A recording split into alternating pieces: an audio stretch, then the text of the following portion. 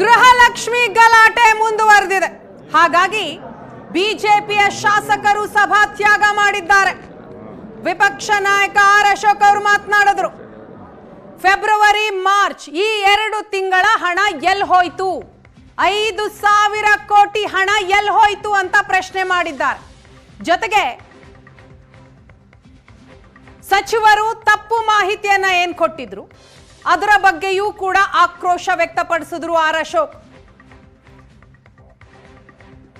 ಗೃಹಲಕ್ಷ್ಮಿಯರಿಗೆ ನ್ಯಾಯ ಸಿಗಬೇಕು, ಅದಕ್ಕಾಗಿ ನಾವು ವಾಕೌಟ್ ಮಾಡಿದ್ದೀವಿ ಅಂತ ಸ್ಪಷ್ಟನೆಯನ್ನ ನೀಡಿದ್ರು ಆರ್ ಅಶೋಕ್.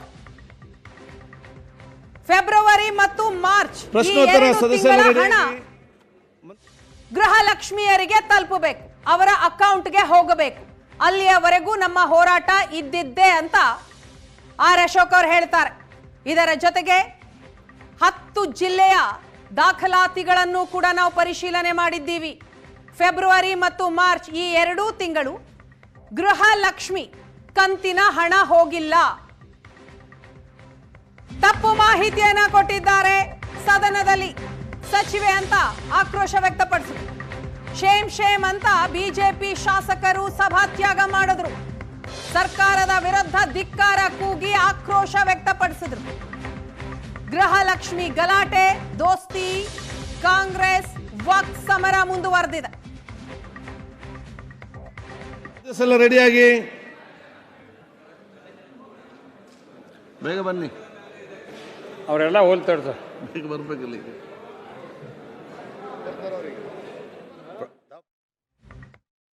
ಅನೇಕ ಅಧಿಕಾರಿಗಳು ಯಾವ ರೀತಿ ಸಚಿವರು ಉತ್ತರ ಕೊಟ್ಟರು ಅದೇ ರೀತಿ ಉತ್ತರ ಕೊಡ್ತಕ್ಕಂಥ ಪ್ರಯತ್ನವನ್ನು ಮಾಡಿದ್ದಾರೆ. ಅಂದರೆ 2023, 2025 ಆಗಸ್ಟ್ ಮಾಯವರೆಗೆ ನಾವು ದುಡ್ಡನ್ನು ಕೊಟ್ಟಿದ್ದೇವೆ, ನಮ್ಮ ಜಿಲ್ಲೆಯಲ್ಲಿ ಇಷ್ಟು ಜನ ಇದ್ದಾರೆ, ಇಷ್ಟು ದುಡ್ಡನ್ನು ನಾವು ಹಾಕಿದ್ದೇವೆ ಅಂತಕ್ಕಂಥ ಇನ್ಫಾರ್ಮೇಷನ್ ಕೊಟ್ಟರು. ಅವ್ರಿಗೂ ಕೂಡ ನಾನು ಸ್ಪಷ್ಟವಾಗಿ ಕೇಳಿದ್ದೆ, ಫೆಬ್ರವರಿ ಮತ್ತು ಮಾರ್ಚ್ 2025 ದುಡ್ಡು ಹಾಕಿರೋ ಇಲ್ಲೋ ಅಂತಕ್ಕಂಥದ್ದನ್ನು ಅಷ್ಟೇ ಉತ್ತರ ಕೊಡಿ, ಇನ್ನೇನು ಉಳಿದಿದ್ದು ನನಗೆ ಬೇಡ ಅಂತ ಹೇಳಿದ್ರು ಕೂಡ ಬೇರೆ ರೀತಿ ಉತ್ತರವನ್ನು ಕೊಟ್ಟರು. ತದನಂತರ ನಾನು ಎಲ್ಲ ಡಿಗಳಿಗೆ ಮಾತಾಡಿ ವಿಷಯವನ್ನು ಮನವರಿಕೆ ಮಾಡಿದೆ. ಅವರಿಗೆ ಮನವರಿಕೆ ಮಾಡಿ, ನೀವ್ಯಾಕಪ್ಪ ಇದ್ರಾಗ ಸಿಕ್ಕೊಂಡು ಒದ್ದಾಡಕ್ಕೆ ಹೋಗ್ತೀರಿ, ದಯವಿಟ್ಟು ಇನ್ಫಾರ್ಮೇಷನ್ ಕೊಡ್ರಿ ಅಂದಾಗ ನಾನು ನಿಮಗೆ ವಿತ್ ಪ್ರೂಫ್ ಕೊಡ್ತೀನಿ. 2-3 ಜಿಲ್ಲೆದ್ದು ಮೊದಲು ಕೊಟ್ಟಿರ್ತಕ್ಕಂಥ ಉತ್ತರ ಏನಿತ್ತು, ತದನಂತರ ಬಂದಿರತಕ್ಕಂಥ ಉತ್ತರ ಅವರು ಸ್ಪಷ್ಟ ಕೊಟ್ಟರು. 2025 ಫೆಬ್ರವರಿ ಮತ್ತು ಮಾರ್ಚ್ ದುಡ್ಡನ್ನು ನಾವು ಹಾಕಿಲ್ಲ ಅಂತಕ್ಕಂಥದ್ದನ್ನು ಉಪನಿರ್ದೇಶಕರುಗಳು ಕೊಟ್ಟಿರ್ತಕ್ಕಂಥ ಸಂಗತಿ 2 ಕಾಪಿನೂ ನನ್ನ ಕಡೆ ಇದ್ದಾವೆ. ಮೊದಲು ಕೊಟ್ಟಿರ್ತಕ್ಕಂಥ ಕಾಪಿ, 2ನೇ ಸಲ ಕೊಟ್ಟಿರ್ತಕ್ಕಂಥ ಕಾಪಿನೂ ಕೂಡ ಭಾಳ ಸ್ಪಷ್ಟವಾಗಿದ್ದಾವೆ. ಇದಕ್ಕಿಂತ ದುರ್ದೈವ ಅಂದರೆ ಮಹಿಳಾ ಮತ್ತು ಮಕ್ಕಳ ಅಭಿವೃದ್ಧಿ ಇಲಾಖೆ ಡೈರೆಕ್ಟರು, ನಾನು ಕಳೆದ 3 ದಿವಸದಿಂದ ಅವರಿಗೆ ಮೇಲನ್ನು ಮಾಡಿದ್ದೆ.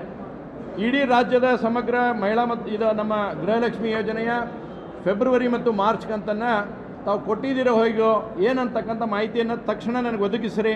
ಸದನ ನಡೆದಿದೆ, ಸದನ ಒಳಗಡೆ ನಾನು ಇದು ಮಾತಾಡಬೇಕಂತ ಹೇಳಿದಾಗೂ ಕೂಡ 3 ದಿವಸದಿಂದ ಇನ್ನೂವರೆಗೂ ಕೂಡ ಅವರ ಮಾಹಿತಿಯನ್ನು ಕೊಡ್ತಾ ಇಲ್ಲ.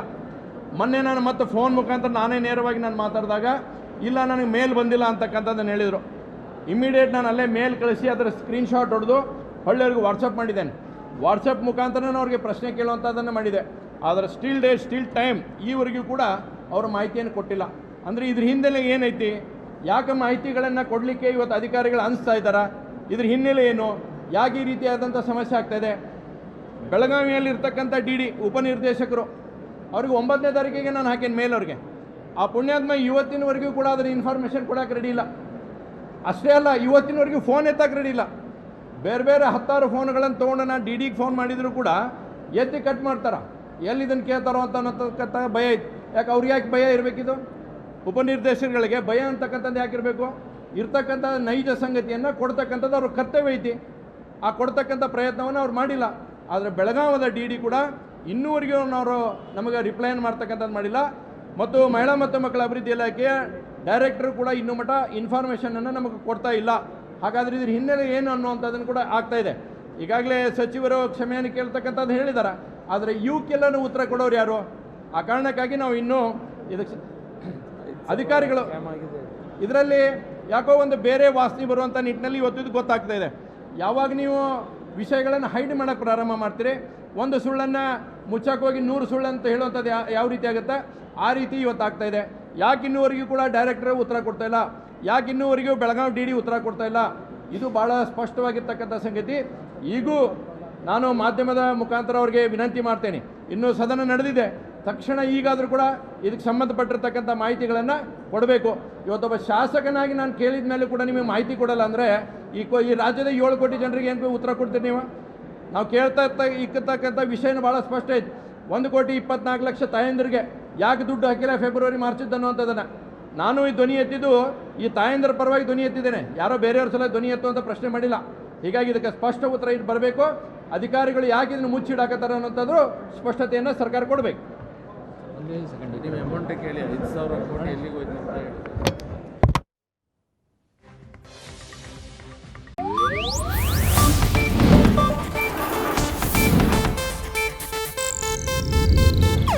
ಇದು ಏಷ್ಯಾನೆಟ್ ನ್ಯೂಸ್ ನೆಟ್ವರ್ಕ್ ಪ್ರಸ್ತುತಿ.